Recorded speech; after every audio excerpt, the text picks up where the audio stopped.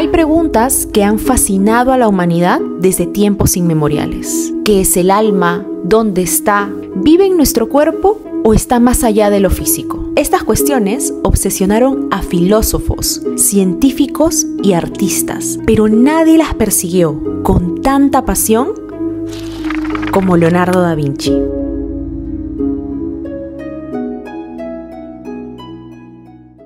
Durante años, este genio renacentista diseccionó cadáveres, estudió cráneos, investigó los nervios y diseñó experimentos dignos de una película de ciencia ficción. Todo con un objetivo: descubrir el lugar donde reside el alma humana. Y lo más sorprendente es que de alguna forma estuvo más cerca de resolver este enigma de lo que muchos creen. Hoy no vamos a hablar de la Mona Lisa, no vamos a hablar de la Última Cena. Hoy, por ser la semana de aniversario de Leonardo da Vinci, vamos a hablar de algo que se conversa mucho menos: de su incesante pero fructífera búsqueda del alma.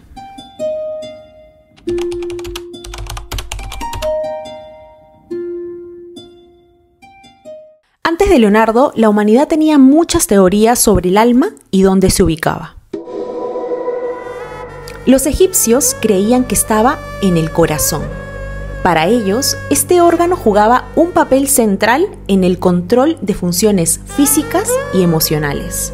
De hecho, en su mitología, al momificar a los muertos, extraían todos los órganos menos este, porque creían que la persona lo necesitaría para el juicio final, ya que registraba las buenas y malas acciones. En este jeroglífico del papiro de Ani vemos el pesaje de un corazón de mamífero y una pluma. Si el corazón pesaba más que la pluma, significaba que estaba cargado de pecado. Por el contrario, si era ligero, estaba libre de malas acciones. Y si nos vamos a la antigua Grecia, las opiniones se dividen. Algunos griegos, como Tales, Leucipo y Demócrito, también compartían esta idea cardiocéntrica del alma y creían que el universo, o sea, el cosmos, podía ser entendido por la mente humana. En un video anterior también vimos cómo muchas palabras usadas para conceptualizar el alma se relacionaban con el aliento. Bueno, estos griegos creían que si todos los objetos del universo estaban compuestos por átomos y el alma era un componente del universo, entonces debía obedecer a sus leyes y tener una ubicación física que se encontraría en el cuerpo humano. Otros griegos, como Platón, Herófilo y Erasístrato, no creían que el alma se encontrara en el corazón, sino en el cerebro, y era este órgano el encargado de modular las funciones corporales. Platón, concretamente, creía que cuerpo y alma eran dos entidades separadas. Uno pertenecía al mundo sensible y el otro al mundo de las ideas, y que tras morir el cuerpo, el alma sobrevivía. Esta teoría fue cuestionada años más adelante por Galeno de Pérgamo, quien no entendía por qué el alma debía separarse del cuerpo. ¿Por qué una fiebre intensa, un trago de veneno o una pérdida masiva de sangre, por ejemplo, eran capaces de separar el alma del cuerpo causando la muerte? Bueno, este hombre, Galeno de Pérgamo, estaba profundamente influenciado por Aristóteles, quien también formaba parte del grupo de griegos que creían que el corazón era la sede del alma, y había diseccionado 49 especies de animales, desde erizos de mar hasta elefantes, para poder llegar a esa conclusión. En su libro De Anima, sobre el alma, Aristóteles introdujo la palabra sensus communis, para referirse a la parte de la psique humana que recibe la información de todos los sentidos, y la organiza para formar una percepción clara y coherente del mundo. Básicamente como un centro de control que une lo que sentimos para entender lo que nos rodea. Y esto lo menciono justamente porque Leonardo da Vinci utilizó mucho este término en su búsqueda del alma. Pasa el tiempo y llegamos a la Edad Media, donde personajes como San Agustín y Nemesio intentaron fusionar las ideas de los griegos sobre la función cerebral para hacerlas compatibles con la fe cristiana, creando así un sistema denominado la doctrina celular. Este sistema dividía el cerebro en 3 regiones, entre los cuales se encontraba el ya conocido sensus communis.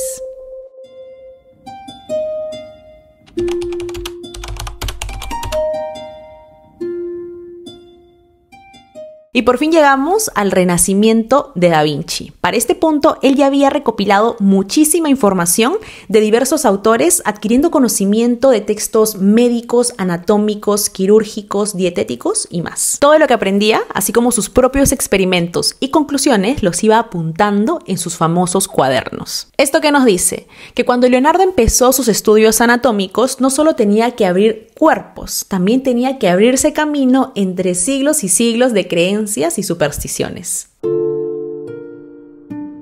Él no se conformó con leer libros, sino que quería ver la verdad con sus propios ojos y plasmar sus descubrimientos en dibujos tridimensionales. Entonces, en esta fase se puso manos a la obra y comenzó a experimentar y a contrastar sus hallazgos con lo que decían los filósofos y médicos de la antigüedad. Su gran pregunta era: ¿dónde está el alma? Esa pregunta que, como ya vimos, había sido objeto de debate durante siglos. Y así empezaron sus experimentos con animales. Uno de los más impactantes fue con una rana. La viviseccionó, perforó su médula y descubrió que, aunque le quitara la cabeza, el corazón y otros órganos, el animal podía seguir moviéndose durante un tiempo. Pero si dañaba su médula espinal, moría al instante. En su cuaderno escribió: la rana muere instantáneamente cuando se perfora su médula espinal. Anteriormente vivía sin cabeza, corazón, ni órganos internos, ni intestinos, ni piel. Aquí, por lo tanto, parece residir el fundamento del movimiento y la vida. ¡Bingo! Este resultado lo acercó un poco más a la respuesta que tanto buscaba. Con sus propios ojos pudo ver que la médula era clave para el movimiento y la vida, y que por lo tanto había relación entre el sistema nervioso y la existencia. ¿Qué significa esto? Pues que este experimento para Da Vinci fue definitivo, porque después de haber leído todo el debate histórico entre los autores cardiocéntricos y los encefalocéntricos, por fin pudo tomar un bando y concluir que el cerebro, como órgano perteneciente al sistema nervioso, era la verdadera sede de la vida y el alma. Ahora, puede sonar sencillo realizar un experimento como este, pero imagina que estás en el siglo XV, con una tecnología rudimentaria y una sociedad cristiana que no veía con muy buenos ojos todo este tema de experimentar con cuerpos. En humanos era casi imposible, y aunque en animales era menos polémico, recordemos que Da Vinci no solo diseccionó, sino que viviseccionó, es decir, que abrió organismos de animales vivos para su estudio. Incluso hoy en día, con toda la tecnología que se tiene, una disección de esta magnitud es difícil. Leonardo tuvo que adaptar sus instrumentos a las dimensiones de estos animales pequeños y llevarlo a cabo cuidadosamente y con mucha minuciosidad. Sin embargo, a pesar de todas las restricciones y dificultades que tuvo, logró dibujos anatómicos que realmente asustan por su nivel de precisión. Un punto bastante curioso son estas anotaciones al lado de sus dibujos que están escritas al revés. Si eres fan de Da Vinci como yo, sabrás de su obsesión por la escritura especular. Es decir, textos escritos al revés, de derecha a izquierda, de manera que solo podían ser leídas con un espejo. Bueno, en sus cuadernos encontraron que las conclusiones las escribía con esta técnica, pero palabras que señalaban partes específicas de la anatomía humana las escribía de forma normal. Otros términos concretos como poder generativo, sentido del tacto y causa del movimiento también fueron escritos de forma normal y parecían haber sido copiados o traducidos de textos en latín. Se cree y se comenta que lo que Da Vinci buscaba con esto era separar lo que él descubría de lo que aprendía de otras fuentes, haciendo muchísimo más misteriosa toda esta búsqueda.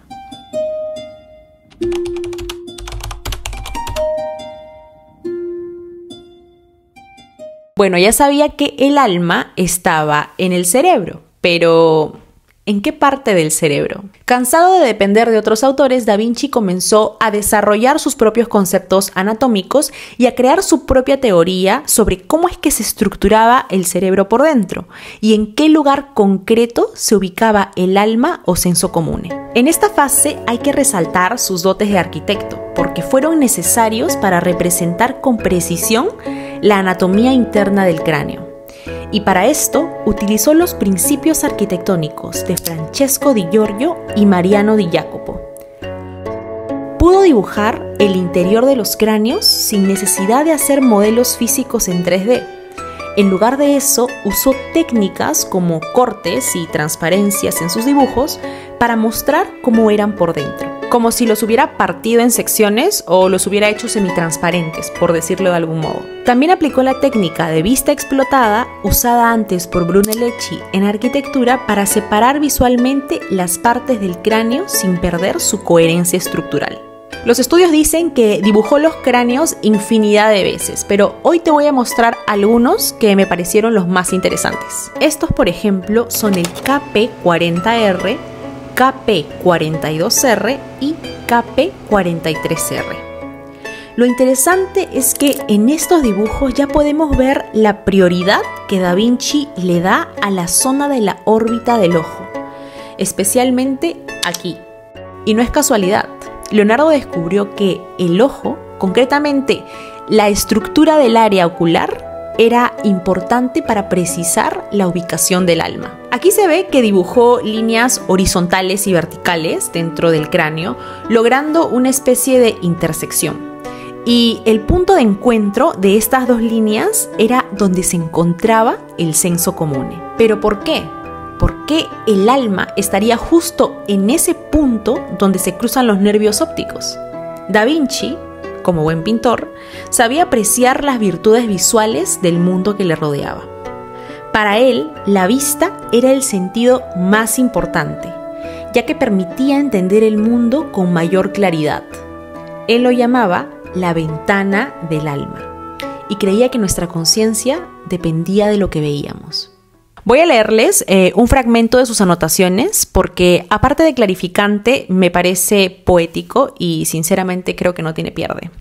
Dice: dado que el ojo es la ventana del alma, ésta siempre teme ser privada de él, hasta tal punto que cuando se mueve frente a él y le causa un temor repentino, no usa las manos para proteger su corazón, que da vida a la cabeza, donde reside el Señor de los sentidos, ni su oído, ni su olfato, ni su gusto, sino que el sentido asustado, no contento inmediatamente con cerrar los ojos y cerrar los párpados con la máxima fuerza, le hace girar de repente en la dirección opuesta, y no sintiéndose aún seguro, los cubre con una mano y extiende la otra para formar una pantalla contra el objeto de su miedo. Es decir, Leonardo no consideraba al ojo solo como un órgano para percibir,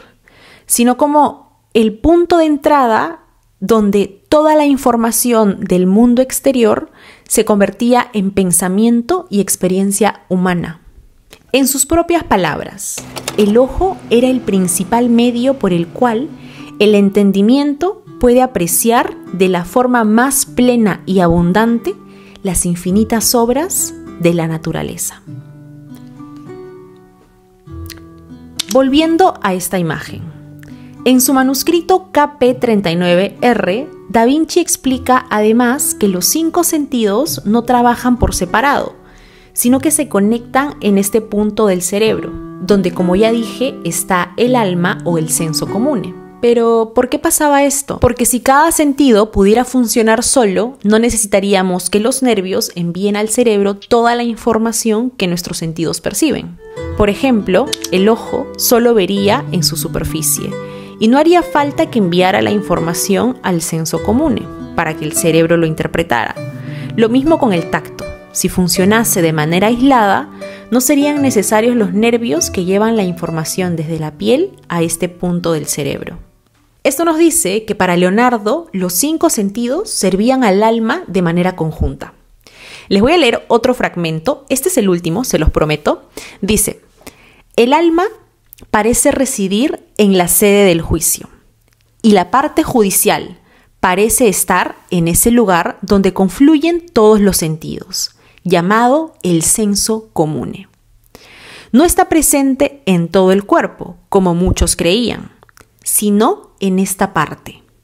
Pues si todo estuviera en el todo y todo en cada parte, no habría sido necesario que los instrumentos de los sentidos convergieran en un solo y mismo concurso en un solo lugar.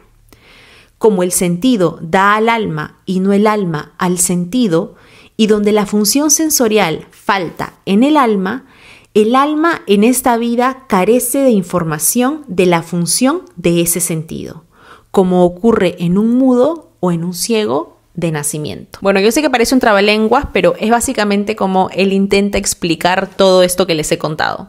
Hoy en día sabemos que esta zona del cerebro contiene núcleos cerebrales críticos para la percepción y el procesamiento de la información sensorial. Pero en su época no se comprendía cómo funcionaba y la intuición de Da Vinci lo llevó a plantear ideas adelantadas para su tiempo sobre cómo los sentidos se integraban en la cognición humana.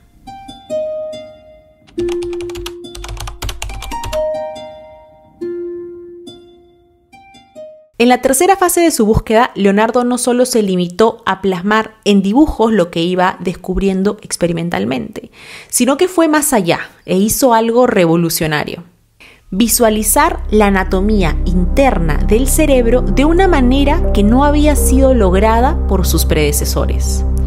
Para esto utilizó cerebros de buey, ya que eran más accesibles y además tenían similitudes anatómicas con los humanos.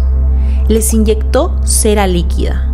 Hizo perforaciones en los ventrículos laterales para que el aire atrapado no interfiriera en el proceso y así la cera pudiera llenar la cavidad con mayor precisión. Dejó que la cera se secara y una vez que se endurecía, disecaba el tejido cerebral, obteniendo una reproducción tridimensional del sistema ventricular. Pero lo importante de este experimento es que aplicó el conocimiento que tenía en otras disciplinas como la escultura en bronce o el modelado en cera para identificar importantes estructuras anatómicas que conectan diferentes partes del cerebro, como el foramen de Monro y el acueducto de Silvio. Estos descubrimientos, sin duda, fueron fundamentales para la neurología moderna posterior.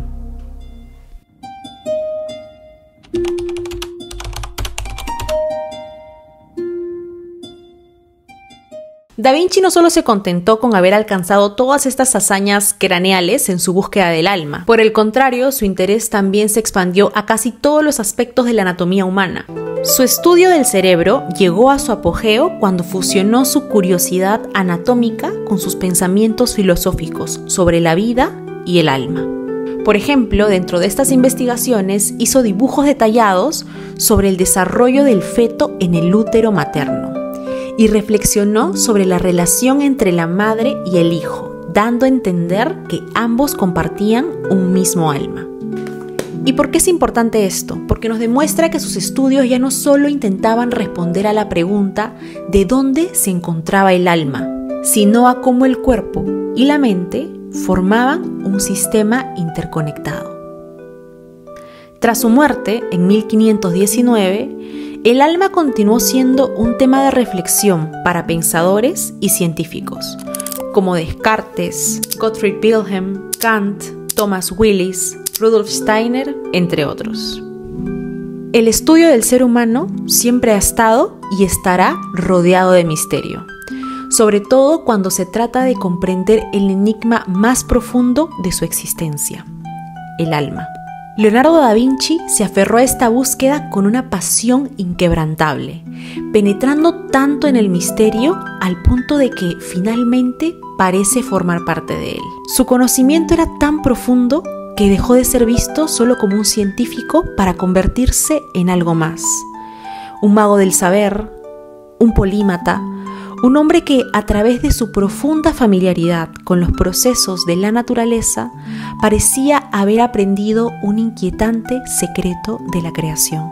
John Craig Venter y otros biólogos dicen en un artículo sobre el genoma humano que el verdadero desafío de la biología humana se presentará a medida que busquemos explicar cómo nuestras mentes han llegado a organizar el pensamiento lo suficientemente bien como para investigar nuestra propia existencia. Y esto es relevante porque, a pesar de los avances científicos, aún quedan muchas preguntas sin respuesta sobre la conciencia y la humanidad.